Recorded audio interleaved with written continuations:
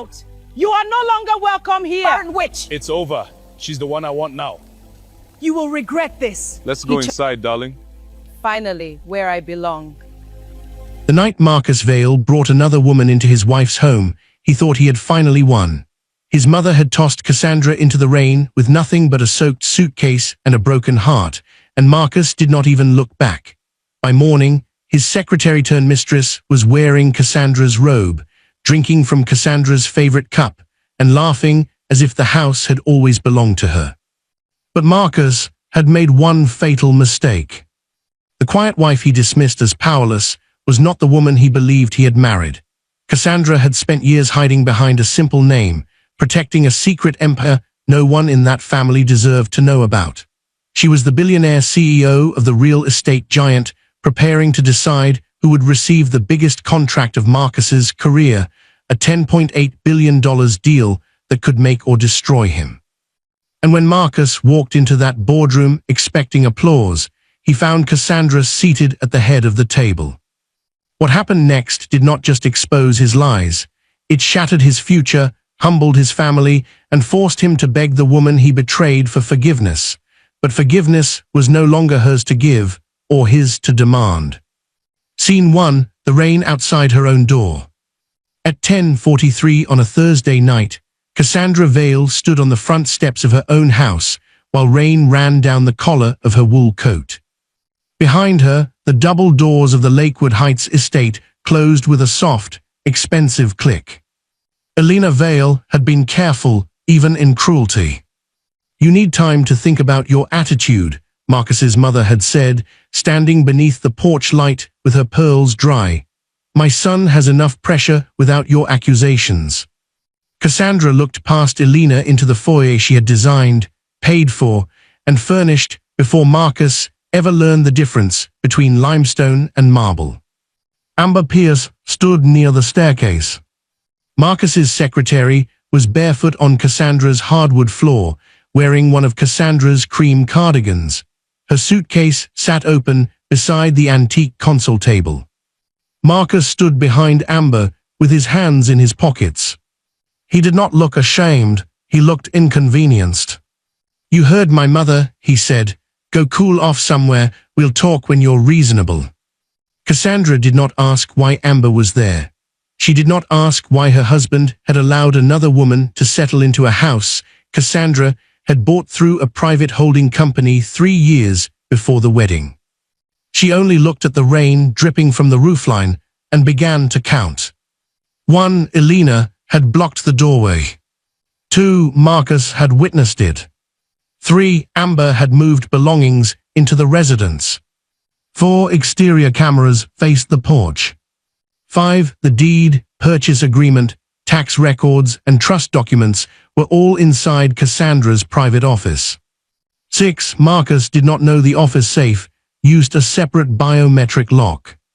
7. By Monday morning, Marcus would walk into the final presentation for the $10.8 billion Atlantic Corridor redevelopment package, believing he was about to impress Sterling Crest Properties. 8. Sterling Crest Properties belonged to Cassandra. She lifted her suitcase handle. The wheel caught between 2 wet stones. She freed it with a patient lift. "All right," she said. Elena blinked, as if she had expected begging. Marcus frowned, as if silence offended him more than anger would have. Amber smiled. It was small, but Cassandra saw it. The kind of smile a person wears when she thinks a room has changed ownership. Cassandra turned and walked down the steps. The rain was cold enough to sting, but she did not hurry. Panic made people careless. Anger made people loud. Cassandra had built an empire by studying pressure before touching the valve. When foundations cracked, she found the failure, documented the defect, and decided whether the structure deserved repair or demolition. By the time her driver pulled to the curb in a black Lincoln, Cassandra had opened the Notes app on her phone. She typed with wet fingers. 10:43 p.m. removed from residence by Elena Vale during rainstorm. Marcus present. Amber Pierce inside home with luggage. Preserve security footage. Mason Gray stepped out with an umbrella. Mason had been her security director for 6 years. Hotel or office, Ms. Brooks? He asked quietly. Cassandra's married name was Vale. Her company name was Brooks. Marcus had never cared enough about the Brooks part to understand it. Office, she said, side entrance. Inside the car, Cassandra reached into her briefcase. Across the top of the sealed folder was the name of Marcus's company, Vale Urban Development. Final bid, review, Atlantic Corridor redevelopment. Marcus had spent 6 months bragging about this contract. He had charmed city planners, flattered investors, and told everyone that landing Sterling Crest would prove he had stepped out of his father's shadow. He had also spent 6 years telling Cassandra she did not understand serious business. That memory almost made her laugh. Instead, she reached for the silver thermos Mason kept in the rear console. It held black coffee, no sugar. She poured it into the cap and held the warmth between both hands. Cassandra drank once, then opened her notebook. She did not write Marcus's name first. She wrote Amber Pierce. Below it, she wrote Elena Vale. Below that, Marcus Vale. Then she drew a clean line across the page and added 3 words. Property, contract, consequences. At 11:18 p.m., Cassandra entered Sterling Crest headquarters through the private elevator. The night staff looked up, startled, but no one commented on her wet coat or Mason carrying her suitcase. Power, Cassandra had learned, was not the ability to cause a scene. Power was the ability to walk into a building at midnight and have everyone quietly make room. In her office, she changed into the spare navy suit she kept behind a paneled wall. Then she sent 4 emails, 1 to legal, 1 to her attorney, 1 to compliance, and 1 to herself. The note to herself was the shortest. Do not react, verify everything. At 12:06 a.m., her phone lit up. Marcus. She let it ring until it stopped. A text followed. Don't make this bigger than it is. Cassandra placed the phone face down beside her coffee. Then she opened the bid file that could make him untouchable, or reveal why he should never be trusted with anything worth building. At 6:15 the next morning, Cassandra Brooks sat alone at the glass conference table on the 42nd floor of Sterling Crest Properties, watching security footage from her own front porch. She had slept for 90 minutes on the leather sofa in her private office. Her hair was pinned neatly, her navy suit was pressed, her coffee was hot. Nothing about her appearance suggested that, only hours earlier, her husband's mother had pushed her out into the rain while his mistress stood barefoot in Cassandra's foyer. The footage played without sound. Elena Vale pointed toward the driveway. Marcus stood with his arms folded. Amber Pierce watched from behind him, wrapped in Cassandra's cardigan. Cassandra paused the video and wrote the timestamp in her notebook. 10:43:12, Elena orders removal, Marcus present, Amber visible inside residence. She did not write how it felt. Feelings were useful for private moments, not for legal files. At 6:29, Mason Gray entered with a tablet. Exterior cameras are backed up, he said. Interior motion logs show activity in the guest wing at 8:12 p.m., primary suite at 9:06, and your private office hallway at 9:41. Cassandra looked up. My office hallway. Yes, ma'am, no entry, just motion near the door. Amber, Cassandra thought. Or Marcus. Either way, someone had gone looking. Preserve all of it, she said. Already done. At 6:42, Patricia Lowell arrived. Patricia was Cassandra's personal attorney, a woman with silver hair, sharp glasses, and a calmness that made careless people nervous. She laid a leather folder on the table and removed the documents one by one. Warranty deed. Trust certificate.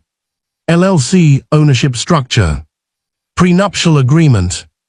residence occupancy provisions, personal asset schedules. Cassandra watched, the papers spread across the table like a city map. The house is clean, Patricia said, purchased by Brookline Residential Holdings before the marriage. You are sole beneficial owner. Marcus has no ownership interest, no occupancy guarantee beyond marital residence use, and no right to move in a third party without your written consent. Amber Pierce moved in last night. That will be useful. Elena removed me from the property. That will be even more useful. Cassandra took another sip of coffee. Patricia studied her over the rim of her glasses. Do you want emergency removal filed today? No. Patricia's expression did not change, but Cassandra knew she heard the strategy forming. You want them comfortable, Patricia said. I want them honest. Those are rarely the same thing. Cassandra turned the coffee cup once on the table. Marcus has his final presentation Monday. For the Atlantic Corridor. Yes. Patricia leaned back slightly. She knew what that contract represented. Everyone in the city did. $10.8 billion in mixed-use towers, transit-linked housing, commercial districts, public green space, and long-term maintenance rights. For Marcus, it was a crown.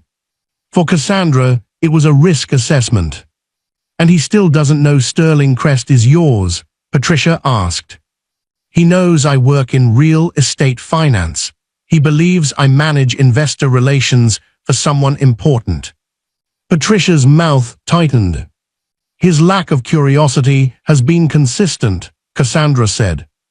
That was the polite version. For 6 years, Marcus had treated her career as background noise. He liked that she dressed well, spoke softly at dinners, and never embarrassed him in front of developers. He liked introducing her as my wife, Cassandra, then turning the conversation back to himself. He never asked why billionaires called her directly. He never asked why mayors returned her messages. He never asked why she never needed his money. Marcus believed quiet meant small. That mistake had protected her for years. Now it would ruin him. At 7:10, Cassandra's chief financial officer, Jordan Ellis, joined the meeting by video. His face appeared on the wall screen beside a spreadsheet already highlighted in red. You asked for a preliminary conflict scan on Vale Urban Development, he said. We found irregular vendor relationships. Cassandra set down her pen. Define irregular. Payments to a consulting entity called Pierce Administrative Solutions. Amber. Patricia looked at Cassandra. Jordan continued. The company was formed 8 months ago. Registered agent is Amber Renee Pierce. Total payments from Vale Urban Development, $684,000. Cassandra's hand stayed still on the notebook. Marcus had submitted audited bid materials. He had represented his cost controls as stable. He had sat across from Sterling Crest's evaluation committee and spoken about transparency. Services listed, Cassandra asked. Administrative workflow modernization, executive scheduling optimization, private client support. Patricia made a low sound of disbelief. Cassandra wrote 3 lines. Pierce Administrative Solutions. $684,000. Bid integrity issue. Anything else? She asked. Jordan hesitated just long enough. There are reimbursements tied to luxury furnishings, travel, and residential purchases. We are still mapping them. Some may have been categorized under business development. Amber had not only entered Cassandra's home. She had possibly entered Marcus's books. And Marcus, either arrogant or desperate, had brought those books to Cassandra's company. Cassandra closed the folder in front of her. Begin enhanced due diligence, she said, quietly. I want every vendor payment, related party transaction, reimbursement, debt covenant, and personal guarantee reviewed before Monday. Jordan nodded, understood. When the screen went black, Patricia slid a blank legal pad toward Cassandra. You realize what this means? It means Marcus may have contaminated the bid. It also means you cannot make this look personal. Cassandra smiled faintly. That was the first real smile of the morning. Patricia, she said, I did not build Sterling Crest by confusing personal pain with business judgment. Outside the conference room, downtown Chicago was waking beneath a pale gray sky. Traffic thickened, lights blinked on in office towers. People hurried into buildings with coffee, briefcases, and private worries. Cassandra's phone buzzed again. Marcus. This time there was a voicemail. She played it on speaker. His voice filled the room, impatient and smooth. Cass, Mom thinks you overreacted last night. Amber's situation is temporary. Her apartment had flooding, and I wasn't going to let her stand in the rain. Don't embarrass me before Monday. You know how important this deal is. Come home tonight, apologize to Mom, and we'll move forward. The message ended. For several seconds, no one spoke. Then Cassandra picked up her pen and wrote one more note. Marcus believes I owe an apology. She underlined it once. At 8:03, Amber Pierce posted a photo on social media. Cassandra's kitchen. Cassandra's marble island. Cassandra's white coffee mug in Amber's hand. The caption read, New beginnings feel like home. Mason saw it first and placed his phone beside Cassandra's notebook. Cassandra looked at the image for a long, silent moment. Then she reached for her coffee. Screenshot it, she said. Patricia already had. By Friday evening, Marcus had convinced himself the storm had passed. That was one of his habits. He confused silence with surrender. At 5:22 p.m., he stood in Cassandra's kitchen with his sleeves rolled up, speaking into his phone as if the marble walls belonged to him. Monday changes everything, he said. Once Sterling Crest signs, every bank in this city will return my calls before the second ring. Amber Pierce sat at Cassandra's island, scrolling through design catalogs on a tablet. I still think the east sitting room should become an executive lounge, she said. Dark leather, built-ins, maybe a bar. Marcus covered the phone. We'll talk about it. Elena Vale, seated by the window with tea, looked pleased. A man at your level needs a home that reflects his position. No one mentioned Cassandra. That was the second mistake. At 5:34, the front gate opened. Marcus looked toward the security monitor, irritated before he even saw the car. A black Lincoln rolled up the drive. Cassandra stepped out first. She wore a camel coat, black trousers and low heels. Her hair was smooth. Her face was calm. Mason Gray walked behind her, carrying a slim document case. Patricia Lowell followed with a leather folder tucked beneath one arm. Marcus came to the front door before she reached it. What are you doing here? He asked. Cassandra looked past him into the foyer.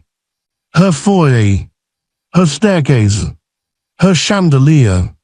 Her floor. I live here, she said. Elena appeared behind Marcus, lips pressed tight. After last night, I would think you'd have enough pride not to force yourself into a house where you've caused so much tension. Cassandra did not answer Elena. She looked at Marcus. I'm here to collect business documents from my private office. Amber came into view wearing Cassandra's silk robe. Not the cardigan this time. The robe. The detail landed quietly, like a pen placed beside a signed confession. Patricia noticed it, Mason noticed it, Cassandra noticed it and wrote it down in her mind. Marcus lowered his voice. This is not the time. It is exactly the time. He glanced toward Patricia. Why is she here? My attorney. Elena laughed once. Attorney, Cassandra, don't be dramatic. Patricia opened her folder and removed a single page. Mrs. Vale has lawful access to this residence, Patricia said. No person present has authority to prevent her entry. I suggest everyone step aside. Marcus stared at the paper but did not take it. That was Marcus too. He disliked documents until he needed them to impress someone. Cassandra walked past him. Amber moved instinctively out of the hallway. For all her captions and smirks, she understood something in that moment. Cassandra was not entering like a wife asking permission. She was entering like an owner inspecting damage. The house was warm and scented with Elena's lavender candles. Someone had moved a bronze sculpture from the console table and replaced it with a vase of white roses. Amber's shoes rested near the stairs. A garment bag hung over the back of a chair. In the formal sitting room, 3 framed photographs of Cassandra and Marcus had been turned face down. Cassandra stopped there. Only for a second. Then she continued. Her private office sat at the end of the west corridor behind a walnut-paneled door. Marcus had always called it Cass's little study, as if the room were filled with stationery and hobby books. The biometric lock accepted her thumbprint. The door opened.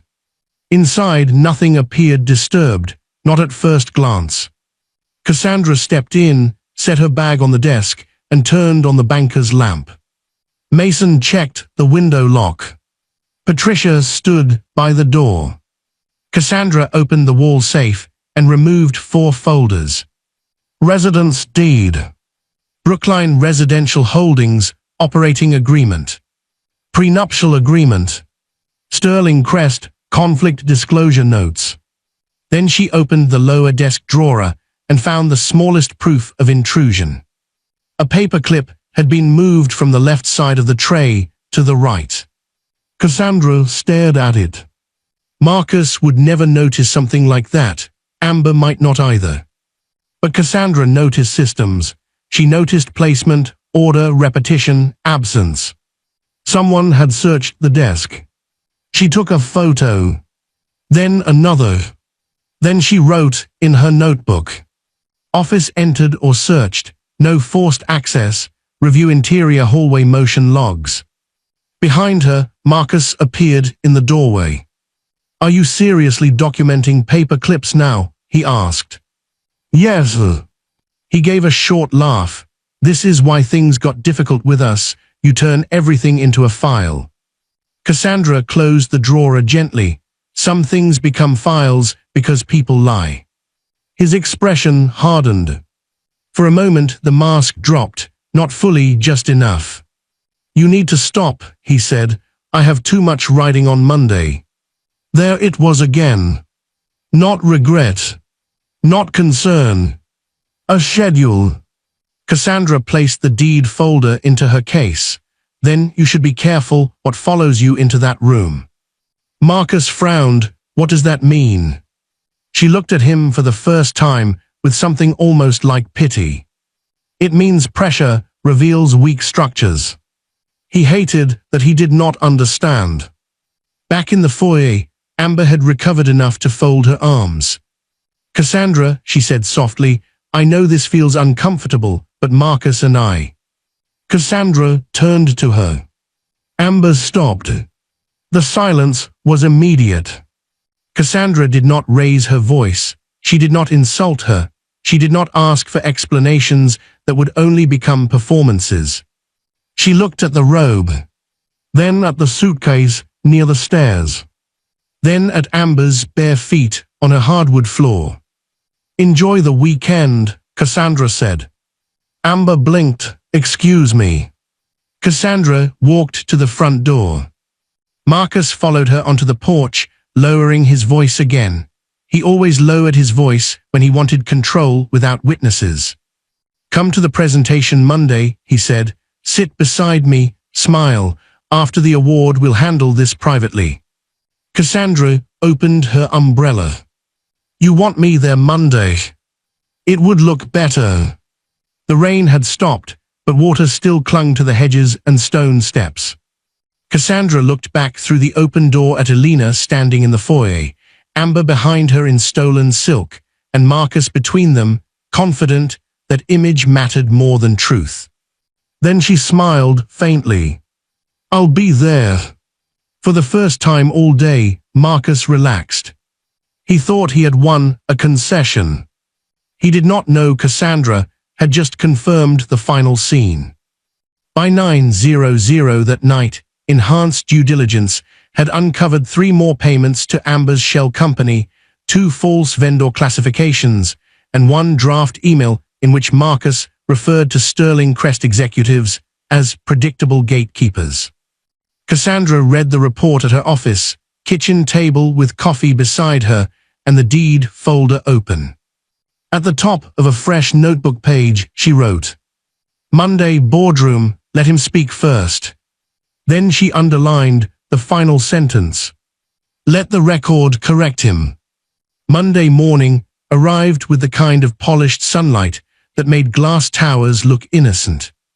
Marcus Vale arrived at Sterling Crest Properties at 8:47 a.m. in a charcoal suit, navy tie, and the smile of a man already rehearsing acceptance.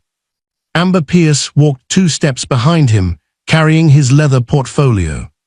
She wore a fitted black dress and Cassandra's pearl earrings. Cassandra saw them on the security feed from her private office and wrote 1 line in her notebook. "Amber wearing personal property." Then she closed the notebook. No anger. No raised voice. No hallway confrontation. Just the line, the time, and the proof. The final presentation was scheduled for 9:30 in the main boardroom. The room had been prepared with bottled water, printed binders, contract summaries, compliance packets, and 1 empty chair at the head of the table. Marcus did not notice the chair. He was too busy shaking hands. "Good to see you again," he said to Jordan Ellis, Sterling Crest's CFO. "I think you'll be very pleased with what we've prepared." Jordan's expression remained professional. "We're looking forward to the presentation." Patricia Lowell sat near the far end of the table with a legal pad in front of her. Marcus glanced at her once, then away. He did not recognize her from Cassandra's house, or perhaps he chose not to. Men like Marcus often edited reality when reality became inconvenient. Amber arranged his notes in front of him and leaned close. "You've got this," she whispered. Marcus smiled. "Of course I do." At 9:29, the room settled.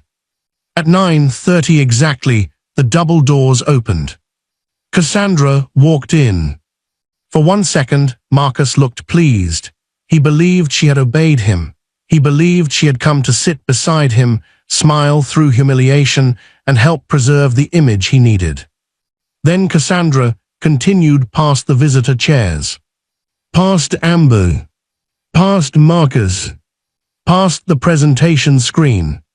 She reached the empty chair at the head of the table and sat down. The room stood. Marcus did not. His face shifted slowly, as if comprehension was something heavy being lowered onto his shoulders. Jordan said, "Good morning, Ms. Brooks." Cassandra opened the folder in front of her. "Good morning, please be seated." Everyone sat except Marcus. Amber stared at Cassandra, then at the executives, then back at Cassandra again. The pearls at her ears suddenly looked less like jewelry and more like evidence. Marcus gave a short laugh. "I'm sorry, what is this?" Cassandra looked at him calmly. "This is the final review meeting for the Atlantic Corridor Redevelopment Award." His smile twitched. "No, I mean, why are you sitting there?" "Because I chair this board." The room became so quiet that the soft hum of the climate system seemed loud. Marcus blinked once, then twice. "That's not possible." Cassandra turned one page in her binder. "Sterling Crest Properties is privately held through Brooks Consolidated Holdings. I am the founder, majority owner, and chief executive officer." Amber's hand moved to the earrings. Marcus finally sat down, but not because he was calm. His knees had simply lost their confidence. "You told me you worked in investor relations." "No," Cassandra said. "You assumed that. I stopped correcting you after the 3rd year." A few eyes dropped to the table.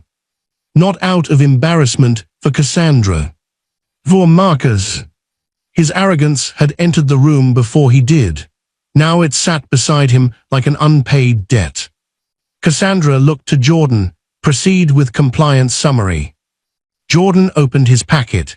During enhanced due diligence, Sterling Crest identified several material concerns regarding Vale Urban Development's bid submission. Marcus straightened. "Concerns? Undisclosed related party payments," Jordan said. "Misclassified reimbursements, questionable vendor invoices. A consulting entity connected to Ms. Amber Pierce received substantial payments while Ms. Pierce was also personally connected to Mr. Vale." Amber's face went pale. Marcus leaned forward. "That has nothing to do with the bid." Patricia spoke before Cassandra could. "It has everything to do with the bid if those payments affected operating margins, liquidity representations, or executive integrity disclosures." Marcus looked at Patricia more closely. Recognition arrived late. "You," he said. Patricia did not blink. "Me." Cassandra slid a document across the table. "Mr. Vale, your company certified that all vendor relationships relevant to bid capacity were disclosed. Pierce Administrative Solutions was omitted." Amber whispered, "Marcus." He ignored her. "This is personal," he said, looking directly at Cassandra. "You're doing this because of what happened at home." Cassandra folded her hands. There was the trap. Not one she had set with emotion. One he had built himself. "At home," she repeated. "Do you mean when your mother removed me from my own residence during a rainstorm while your mistress stood inside with luggage?" Several people at the table froze. Marcus's face flushed dark red. Cassandra did not raise her voice. "Or do you mean when Ms. Pierce posted a photograph from my kitchen using my personal property? Or when she appeared this morning wearing earrings that belonged to me?" Amber removed them with trembling fingers. Cassandra did not look at her. "Those matters are being handled separately," Cassandra continued. "They are not the reason this bid is compromised. Your documents are." She tapped the binder once. Paper against polished wood. Zovd. Final. Marcus reached for his water, then stopped when he realized his hand was shaking. "The numbers are explainable." "I hope so," Cassandra said. "Compliance will give you an opportunity to explain them in writing." "So we can still fix this?" "No." The word landed cleanly. Cassandra turned to the board secretary. "Let the record reflect that Vale Urban Development is removed from award consideration, pending formal compliance review and referral to outside counsel." Marcus stood. "You can't do that." Cassandra looked up at him. "I just did." For a moment, all his charm disappeared. The man who had let his mother throw her into the rain was gone. In his place stood a frightened contractor watching $10.8 billion move beyond his reach. Amber began gathering papers too quickly, dropping 2 pages onto the floor. Marcus did not help her. He was staring at Cassandra, as if seeing her for the first time had made him smaller. "Cass," he said quietly. She closed her binder. "In this room, Mr. Vale, you may address me as Ms. Brooks." His mouth opened, but no sound came. Cassandra stood. The room stood with her. That was when Marcus understood. He had not brought his mistress into his wife's house. He had brought his lies into a billionaire's boardroom. And the boardroom had receipts. By Monday evening, Marcus Vale had called Cassandra 16 times. She answered none of them. At 6:12 p.m., a final message appeared. Please, we need to talk, not as enemies, as husband and wife. Cassandra sat at the kitchen table in her private executive apartment, a cup of black coffee cooling beside her right hand. Her notebook lay open. Across from her sat Patricia Lowell, Mason Gray, and Jordan Ellis. The table was smaller than the one at the Lakewood Heights house. That made Cassandra like it more. Nothing about this room had been chosen to impress Marcus. Nothing had been arranged to flatter Elena. Nothing had been moved aside to make space for Amber Pierce's ambition. The apartment was clean, quiet, and precise, a place for decisions. Patricia placed a stack of documents in the center of the table. Emergency residence petition is ready, she said. So is the notice revoking third-party occupancy permission. Amber Pierce has no legal right to remain in the house. Marcus's access can be narrowed while divorce proceedings begin. Cassandra looked at the documents. The words were formal, controlled, useful. Mason slid printed photographs beside them. Amber in the kitchen. Amber in the robes. Amber wearing the earrings. Amber's suitcase in the foyer. Elena blocking the front entrance. Marcus standing behind her, doing nothing. Objects told the truth before people did. Jordan added a separate folder. The outside forensic team confirmed the first layer. Pierce Administrative Solutions received $726,000 in payments over 9 months.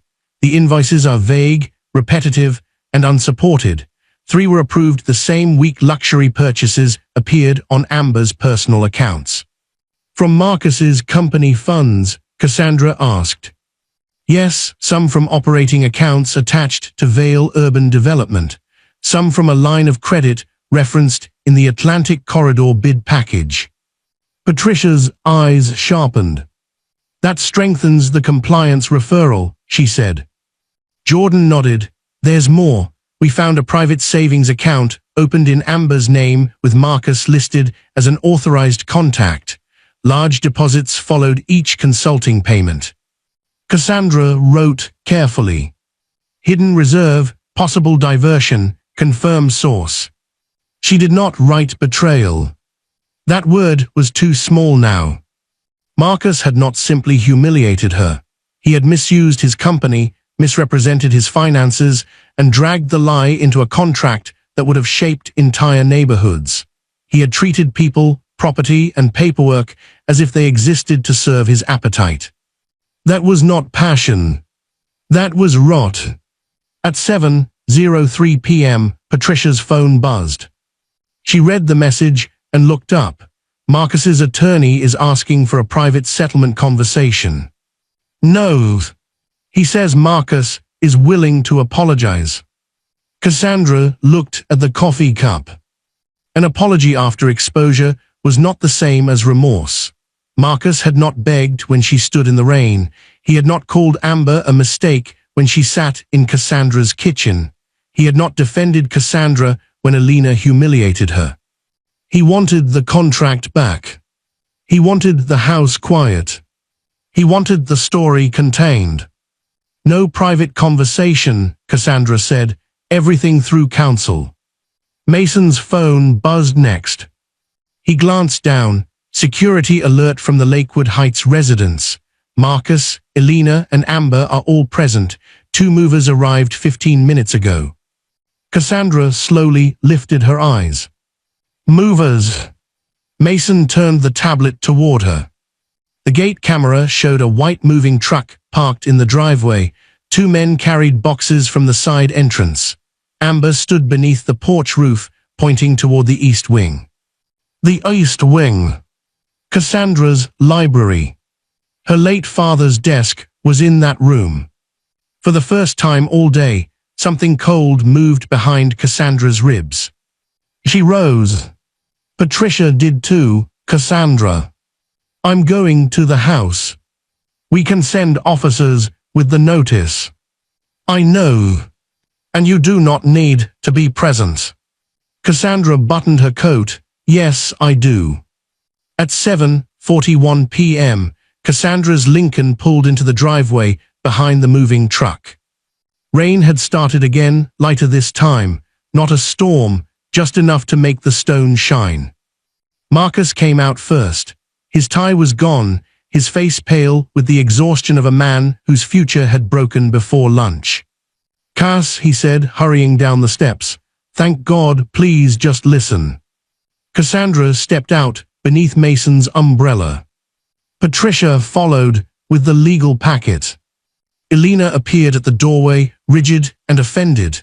Amber hovered behind her, no longer smiling. Cassandra looked at the movers. "Stop." The men froze.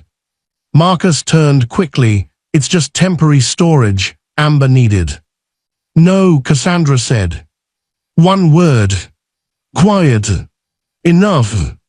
Patricia walked forward and handed Marcus the first notice. "This is formal revocation of permission for any non-owner, non-spousal third party to occupy the residence," she said. "Ms. Pierce must vacate immediately." Amber's mouth opened. "Marcus told me." "Marcus does not own this house," Patricia said. The porch went silent. Elena gave a brittle laugh. "That is absurd. This is my son's marital home." Cassandra walked up the steps slowly, not rushing, not shaking. Her steps echoed against the stone. "It is a residence held by Brookline Residential Holdings," Patricia said, handing Elena a copy. "Mrs. Vale is the sole beneficial owner." Elena's face changed. "Not guilt. Calculation." She looked at Marcus. "You told me this was yours." Marcus did not answer. Cassandra entered the foyer. The house looked staged for a stranger.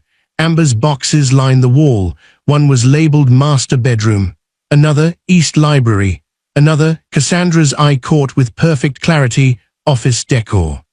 She walked to that box and opened the top flap. Inside sat 2 silver picture frames from her office, wrapped carelessly in tissue paper. Cassandra lifted one. A photograph of her father standing in front of the first apartment building he had ever bought, before Sterling Crest, before towers, before billion-dollar contracts, back when he had taught Cassandra that property was never just land. It was memory made legal. Cassandra turned to Amber. Amber swallowed. "I didn't know." Cassandra held the frame at her side. "You did not need to know everything," she said. "You only needed to know it was not yours." Marcus stepped closer. "Cassandra, please, I made mistakes. Amber's leaving. I'll fix the company. I'll withdraw the invoices. I'll do whatever you want." "What I want," Cassandra said, "is already in writing." Patricia handed him the second packet. "Divorce petition. Asset protection order. Preservation demand. Compliance referral notice." Every page was dated. Every page was clean. Every page was stronger than shouting. Marcus stared at the documents as if they had appeared from nowhere. But Cassandra knew better. They had been forming for years, in every ignored question, every condescending smile, every dinner where he praised himself and minimized her, every moment he mistook her restraint for weakness. Elena lowered herself onto the foyer bench. Amber began crying softly. Marcus looked only at Cassandra. "I didn't know who you were," he whispered. Cassandra placed her father's photograph back into the box, then closed the flap. "That was never the problem," she said. "The problem is that you thought I had to be powerful before I deserved respect." Marcus had no answer. Outside, Mason directed the movers to unload every box they had placed inside. Patricia documented each item removed. Amber changed out of Cassandra's robe upstairs under supervision and came down in her own coat, carrying 2 bags and none of the confidence she had worn on Friday. By 9:26 p.m., she was gone. Elena left next, refusing to look at Cassandra. Marcus remained in the foyer, holding the divorce petition in one hand and the ruined future of Vale Urban Development in the other. Can we talk tomorrow? He asked. Cassandra picked up her suitcase from beside the stairs. The same suitcase Elena had sent into the rain. No, she said, tomorrow I change the locks. By Tuesday morning, the locks at the Lakewood Heights house had been changed. Cassandra stood in the foyer while the locksmith tested the final deadbolt. Mason Gray checked the new security codes. Patricia Lowell stood beside the kitchen island, reviewing the inventory list from the night before. The house was quiet again. No Amber in the hallway. No Elena at the doorway. No Marcus pretending silence meant consent. But quiet did not mean restored. Cassandra walked through each room with a notebook in her hand. In the sitting room, she turned the framed photographs upright, then paused. The images showed a version of marriage that had depended on her patience and Marcus's performance. She did not smash them. She did not cry over them. She wrote one line: remove personal photographs before sale. At the kitchen table, she placed 3 things in front of her: the deed, the divorce petition, and the final Sterling Crest Award memo. The contract had gone to Whitaker Lane Development, a firm with cleaner books, better community housing guarantees, and no executives hiding Mistress payments behind consulting invoices. The decision had been unanimous. Marcus learned about it at 11:18 a.m. He arrived at the house at 12:04 p.m. The new gate code stopped him. Cassandra watched from the security screen as he stood outside in yesterday's suit, hair disordered, phone pressed to his ear. When she did not answer, he began typing. Please, Cass, I'm outside. I need to see you. Then another. I lost everything this morning. Then another. I know I hurt you. I was stupid. Let me explain. Cassandra read each message once. Then she set the phone face down beside her coffee. At 12:17, Marcus dropped to one knee in the driveway. It was a theatrical gesture, poorly timed and privately humiliating. The same man who had allowed his mother to send her into the rain now knelt before a camera, begging at a gate he no longer controlled. Patricia looked at Cassandra. Do you want me to respond? Yes. What should I say? Cassandra took a slow sip of coffee. All communication through counsel. Patricia sent it. Marcus looked at his phone, then up at the house. His mouth moved, but the camera had no sound. Cassandra did not need it. She had heard enough of Marcus's voice for one lifetime. By the end of the week, the consequences had begun arranging themselves with legal precision. Vale Urban Development's lenders demanded clarification. 2 investors withdrew. A regional bank suspended pending financing. A trade journal reported that Sterling Crest had removed one bidder from consideration after compliance concerns. It did not name Marcus, but Chicago's development circles were small enough that names traveled without ink. Amber Pierce vanished from the house, then from Marcus's office, then from the social events where she had once smiled as if she had inherited a life. Pierce Administrative Solutions received a preservation demand, then a civil complaint. Her captions disappeared. Her confidence went with them. Elena Vale called once. Cassandra did not answer. Elena left a voicemail that began with pride and ended near pleading. Cassandra, families have misunderstandings. Surely this can be handled with dignity. Cassandra saved the voicemail and forwarded it to Patricia. Dignity, she had learned, was often requested by people who had offered none. 3 weeks later, Cassandra met Marcus across a long table in Patricia's office. Not the kitchen table. Not the boardroom. Neutral ground. Marcus looked thinner. His expensive suit hung incorrectly at the shoulders. He had the tired eyes of a man who had finally discovered that reputation was not owned. It was leased daily through conduct. I'm sorry, he said. Cassandra listened. I was arrogant, he continued. I let Amber flatter me, I let Mom push you. I thought you would always be there because you were quiet. He looked down at his hands. I didn't know what you had built. Cassandra's expression did not change. Marcus swallowed. I didn't know who you really were. There it was again, the same broken understanding. Cassandra opened her notebook. You keep saying that as if my wealth is the missing piece, she said. It is. He looked up. I was your wife before you knew I was a CEO. I was standing in the rain before you knew I could cancel your contract. I owned the house before Amber wore my robe. None of those facts created your duty to respect me. They only revealed what you chose when you thought there would be no consequence. Marcus's eyes filled. I love you, he whispered. Cassandra closed the notebook. No, she said gently, you loved access, comfort, image. You loved the version of me that made your life easier and asked too few questions. He covered his face with one hand. For the first time, Cassandra felt no satisfaction in his collapse. Only clarity. The divorce moved quickly after that. Marcus agreed to asset separation, reimbursement claims, and full cooperation with the compliance investigation. Amber's hidden account became part of the repayment structure. Elena's influence over Marcus's public life faded as his problems became too large for her manners to manage. 2 months later, Cassandra sold the Lakewood Heights house. It sold above asking.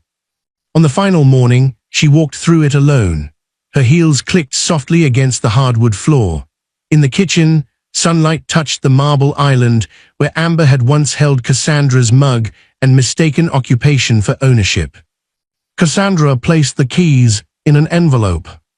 Then she left without looking back. Her new home was smaller, set above the river with clean lines, wide windows, and no rooms chosen to impress anyone. The first thing she unpacked was her father's photograph. The second was a fresh notebook. That evening, Cassandra sat at her new kitchen table with coffee beside her and opened to the first blank page. For a long time, she wrote nothing. Then she wrote, "Begin again, but verify the foundation." Outside, the city lights reflected on the water.